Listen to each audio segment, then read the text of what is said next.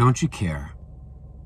Those are the words of the disciples as they are sinking in the boat in Mark chapter 4.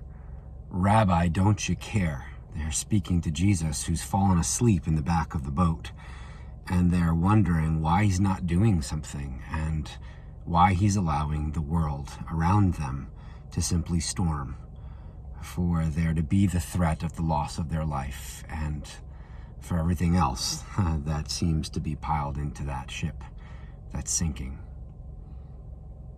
This week, I can't help but just think of the timing of our sermon and of the tornadoes that have gone through the heartland of our country, specifically in Kentucky and the surrounding states. And to think of the loss of life, to think of the loss of towns and of livelihoods and of hopes and futures, and what a microcosm of what the last several years now, specifically our COVID years, Lord, have been for us.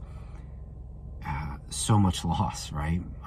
And the question, don't you care? Don't you care? Well, the answer that we unpacked on Sunday is that not only does God care, but the very fact of Christmas, the reality of Christmas, is the evidence that God himself points to of just how much he cares. Or to put it differently, our God cared before we were ever alive to even complain.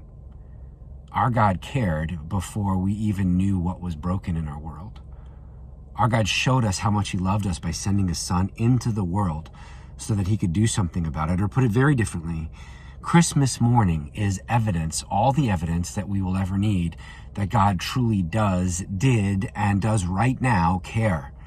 Because Christmas morning was God putting on our misery, putting on our suffering, putting on the storm, entering into the storm, into that drowning boat, that sinking boat, right? It's God in the form of Jesus Christ, the man, God himself, enters into the storm that he didn't have to enter into so that he could do something about it. And as we discussed on Sunday, what that means for us is that the worst thing about the holidays, the worst thing about a storm like the one that just ripped through Kentucky, the worst part of that, the empty chair when we gather around Christmas, the loss of life, of loved ones, our God is the one who's guaranteed that that's not the end of the story, that there's more.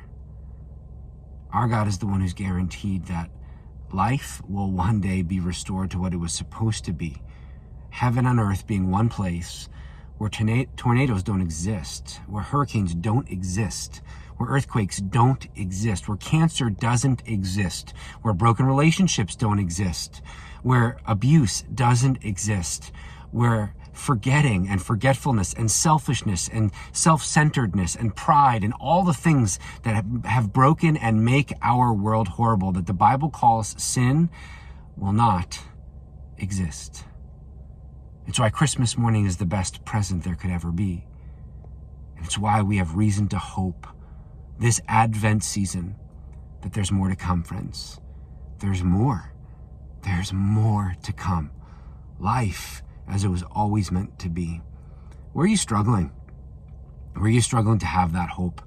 Where you're struggling to find joy in your life? Wherever it is today, wherever the darkness is pouring in, I want you to see what's on my face. Light. There's a street light right over there that's shining down on me right now so that you can actually see my face as I sit outside my son's school waiting for his basketball practice to be done.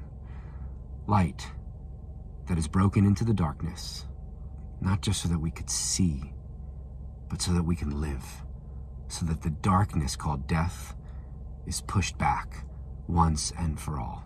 That light is named Jesus, and he invites you to know him today.